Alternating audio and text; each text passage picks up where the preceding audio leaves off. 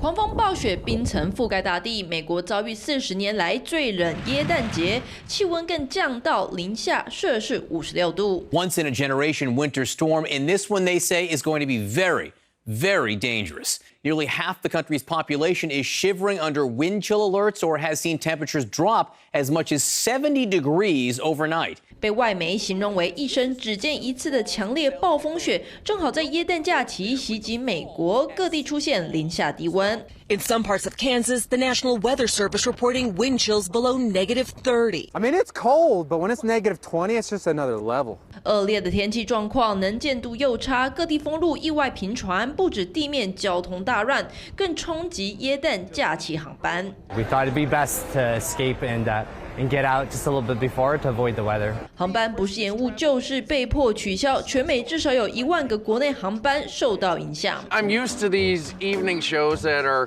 only 30 minutes long, and generally on those shows I'm inside. 天气状况太糟糕，有体育主播被找来支援，在冰天雪地中连线报道，直呼东北调。Good news is that I can still feel my face right now.